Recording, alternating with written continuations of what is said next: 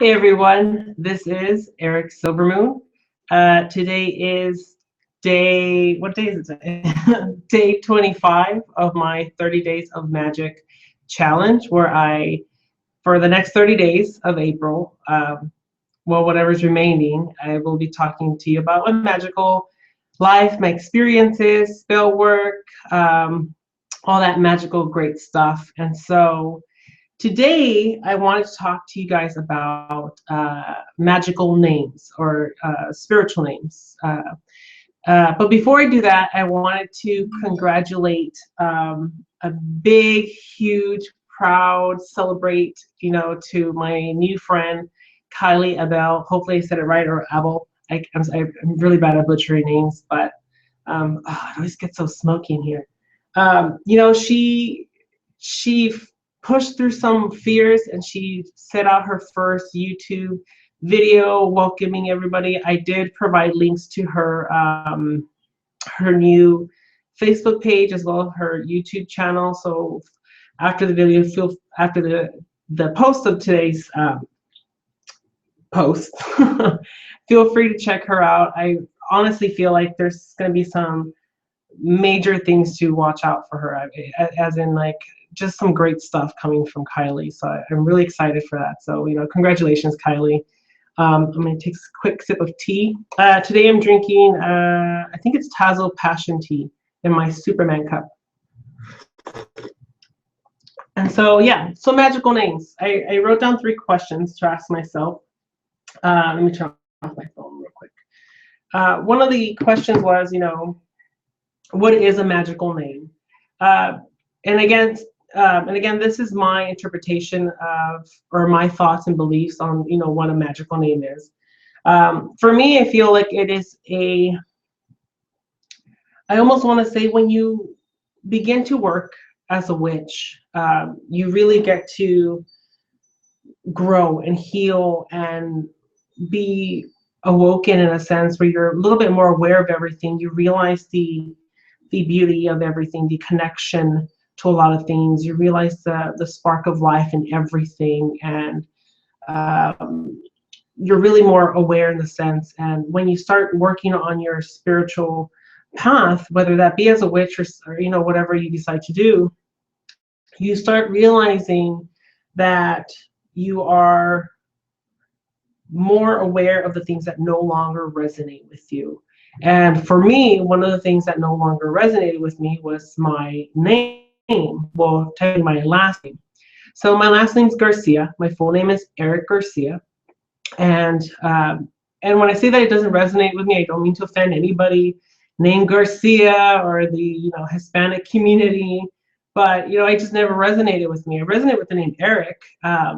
That I do like my name, my first name, but Garcia didn't really seem to flow right. And so one of the things that I felt called to do, guided to do, was to research a little bit of what a spiritual name was. And I found out it's just one of those things that people gave themselves to identify themselves separately in the spiritual community. Like for people that didn't want to come out of the broom closet to their family, they'll just create a spiritual name separate page. Some people took it as an oath to claim their right as whatever they're practicing, and that seemed to resonate with me a lot. I'm taking another quick sip. And so that when I read that, it really hit me, because I was like, you know what, I want to take ownership of the direction that I'm going in. I want to take pride in this awakening that I've had. And so I did 2 things. The first thing I did was I did pick my spiritual name, which I'll go into a little bit of the history. And then the second thing I did when I decided to claim my rights as a witch and to identify myself as a witch, and to really sit with what that meant for me. And I apologize that it's getting super smoky in here. I ended up getting a tattoo. And Kimmy, if you follow Kimmy, and I always talk about Kimmy, her tattoo totally rocks. It's an awesome story that goes with it. It's beautiful. It's this nice like thunder storm scene. Like there's a big cloud and this lightning bolt and these really cool. The way that the illustration of the cloud itself and the lightning is just fantastic. So if you haven't seen it, go check that out. But for me, what I did is that I got a tattoo a couple years ago. It's the same one that you'll see right here on my banner right there. And I'll show you. It's just a feather with birds in it. And, you know, as I started working as, you know, as a witch, it really symbolized with it. It really resonated with it because I felt as, you know, I was this feather and, you know, to anybody it was just a feather, but each layer of this, each little piece of it represented something for me. And realizing who I am and what I could do, I really allowed myself to kind of soar and fly. So that was my tattoo reason. I wanted something to rejoice and celebrate in that, honoring that I accepted myself as a witch, and I, you know, Dan deserved it. You know, and in the community, in the spiritual community, there's always, you know, they always talk about, oh, well, you know, what do you think about warlock, or what do you think about a wizard, or stuff like that. I don't resonate with that. I don't, you know, and again, not to offend anybody that does resonate with it, but I don't. Witch to me felt right. I feel like witch didn't even have a gender to it. It was just a way to describe and identify what you did spiritually. I don't think it had a gender to begin with. So, you know, witch is who I am.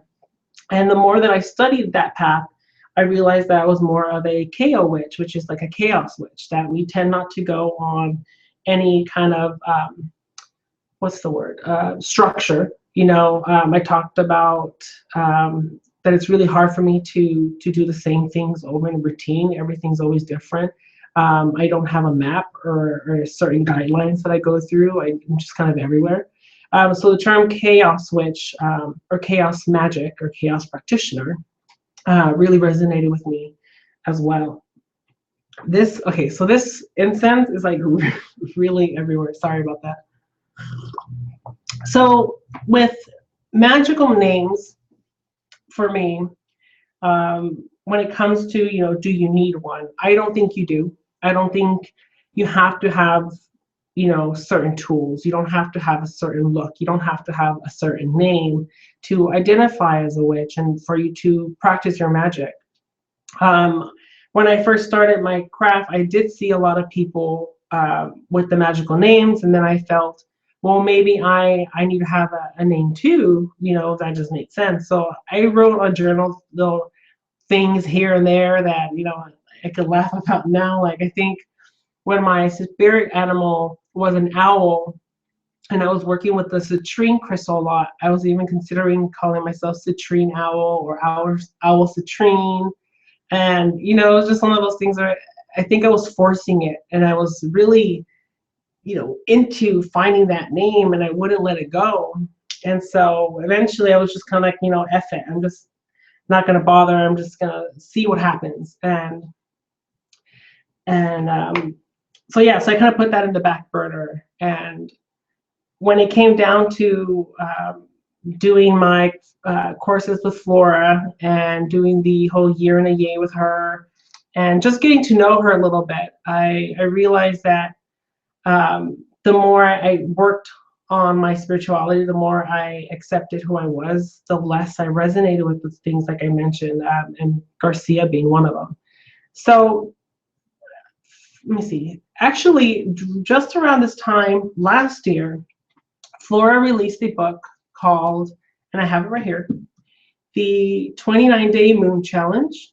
And I did this actual challenge when I worked with her under with the Year in a Yay program or the course, and we did it. And my journaling and my experience in it was so profound. It was such an amazing experience. It was just brilliant. And you know, when we shared that, because we had to turn in our experience as homework for the Year in a Yay, Flora was just kind of thrilled with it. and she said, you know, I'm going to put this in a book. And she wanted to create a book, like a workbook, what it is, that had all her students' stories, and then it kind of just will work on an actual journal. So this is a book, but then it's a journal because it has places for you. Hopefully you can't, no, the pages are too bright, but it has areas for you to write in. And she asked me if I wouldn't mind writing my story and entering in her book. And I was like, absolutely. I will definitely would want to do that because that was awesome. So I got to tell my story. And I don't think you can see it, but let's see. You can't see it. Anyways, it says Eric Silvermoon here. And then towards the back, I'm right there. And so it was such a cool experience. And, you know, some of the other people I look up to are in this book too, like the beautiful Brooke Dedman's in this book. Beautiful Charlie Nichols and her BFF, Kimmy. I mean, it was such an honor just to be in the same, same light as these powerful women, and to be asked to be in this book was such an honor. But during this process, I received my name by Silvermoon, and so to unquote the book, because I kind of remember my experiences as if it was yesterday, and so the 29-day moon challenge really allowed you to really sit for the next 29 days outside under the moon, and from beginning, I started in the new moon and I ended in the full moon. And I really just sat, or actually, yeah, for the 29 cycles. So one of the nights that I was sitting out there, it was a full moon, and it felt different from any other moon that I've sat with. Like this one felt like the day leading up to it, I was anxious, I was nervous, I had some kind of anxiety, my hands were sweating, I kept kind of fidgeting, and I felt like someone was either going to call me or someone was going to deliver me some kind of news that was going to change my life. And I was telling my fiance Eric, I was like, dude, I can't sit still, like I keep moving. And so that night I was like, you know, I can't wait to go under the full moon and just meditate. And when I did, I felt really tired. I felt like I was zoning out, and I ended up just praying, and I called down the my Archangel Haniel and the lunar goddesses, and I was just like, oh, please protect me during this time. And like in an instant, I felt like I fell asleep outside, and I was just sitting. This was when I lived in Bakersfield, so I was just sitting like in the front entrance of my door where there was these big trees and I could see the moon perfectly, and I was just sitting on the floor, and I really felt like I zoned out and fell asleep. And when I woke up in my dream state, take another sip. I woke up and I was like in this really beautiful beach at nighttime, but the sand looked different. It looked like these tiny crystals.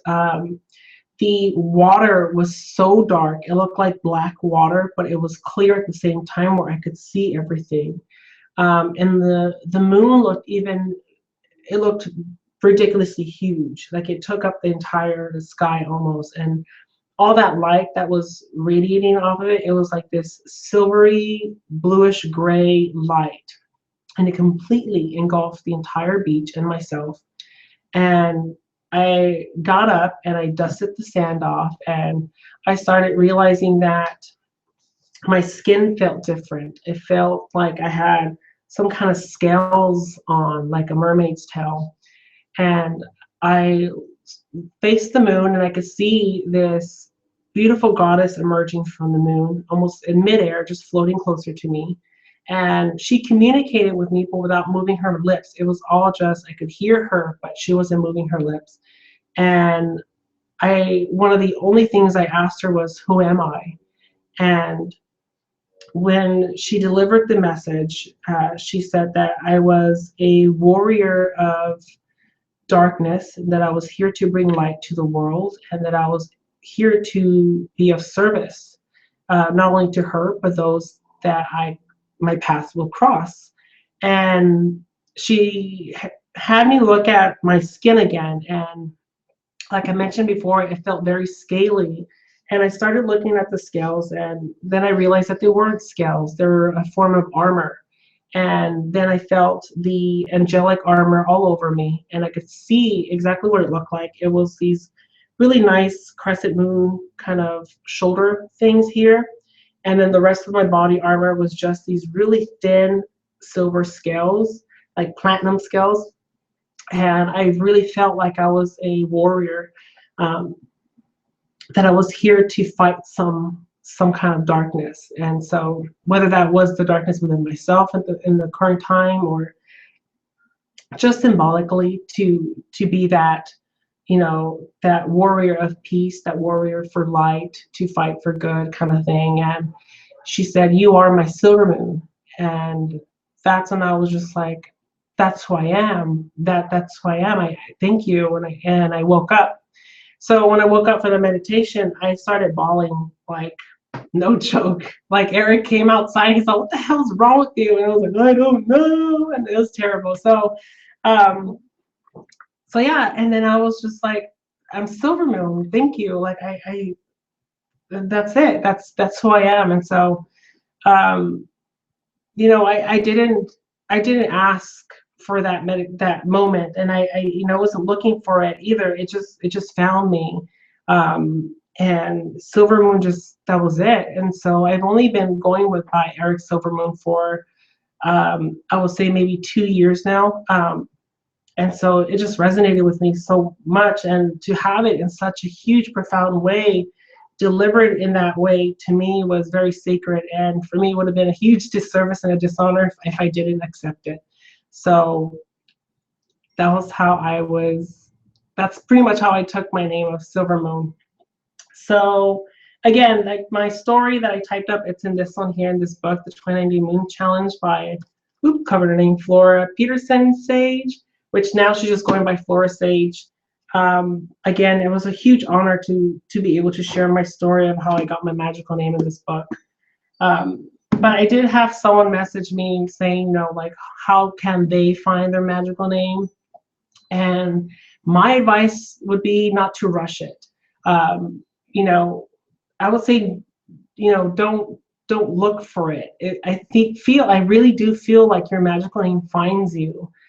You're gonna have this like huge aha moment where you're gonna be like, holy, you know, shit, that's my name. That's my magical name.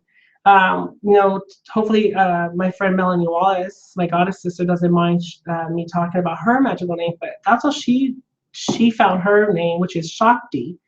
Um, she found it when she was like in the shittiest of shittiest moments in her spiritual, you know, path in her life. She was like, she says, you know, she was in the trenches and she was doing some major shadow work. And in that moment of feeling defeated and surrendering to that darkness and being in the midst of all her grief or whatever she was going through, that clarity moment came in where she asked the same questions: who am I? And she received, "You are Shakti," in that way. And don't quote me, so I'm sure she tells it way better than I did. But I think that's how I felt. In the moment I needed that meditation, I mean, that was a time where I was really complicated. I was thinking about, you know, committing suicide. Like I was really in a really dark place.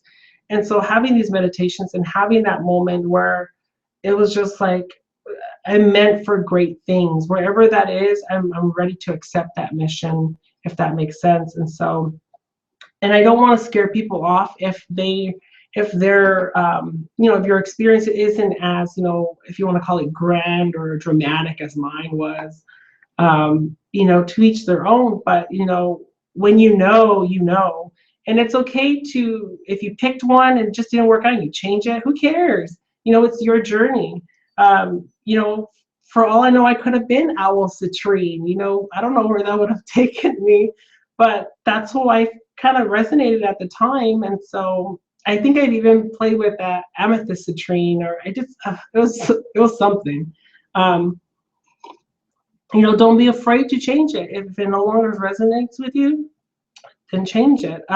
For me, Eric Silvermoon, it just fit for me, and it is, it is who I am at this moment. I don't know if the goddess would have me change it. Maybe I'll drop my first name completely and just go by Silvermoon, which I've thought about that. But at this moment right now, Eric Silvermoon kind of works with me. And when I created my email address for my new website, I talked about in my last blogs that I've done before, I went through so many name changes for my business, from, Inspired Creations by Eric.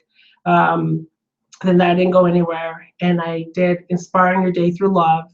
And that went somewhere. But then I was just like, that title's so long. I need to identify who I am in there, because I didn't know who I was in that moment. So and then when I found Eric Silvermoon, then it became ericsilvermoon.com, and it just didn't feel right either. And so now I'm claiming I am silvermoon.com, and I think that's where the next direction is going. So eventually, yes, I'll probably will drop the Eric and just go by Silvermoon. It just works. And so, yeah, this is what I wanted to share with you guys today. I think I've even mentioned before that, if you just want to write, if you hear words that really resonate with you, write them down. Keep a list of power words that really make you feel authentic and you.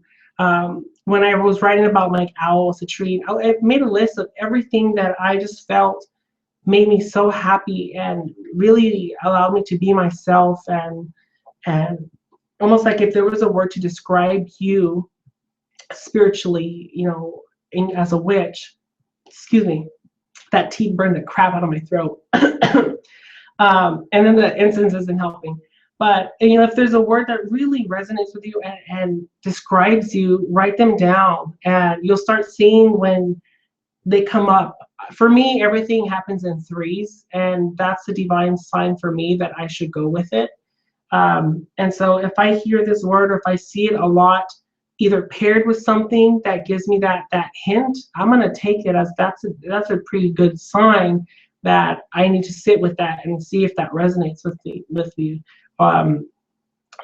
So try it. I mean, don't be afraid to just play around with it. I mean, I wouldn't, like I said before, I wouldn't focus your entire energy into finding your spiritual name, because I feel like that comes along with the experience. Because you could pick something and then be really into your work, and then you're growing and you're releasing, and then in that moment is when you start figuring out your identity as a witch and what that means to you, and who you really are in those moments. And that's when you claim your right as a witch, and when you really claim your identity, and that's when that name comes just like that. So, but like I said before, you don't have to have one. But if you feel that magical name really resonates with you, the idea of it, then do it. Try one out, see what it feels like. Before I went public, I just used it to sign my spell work. I went by Eric Garcia in my everyday life and in my spiritual community. But when it came to my spell work, I would sign it with the magical name that I had at the time.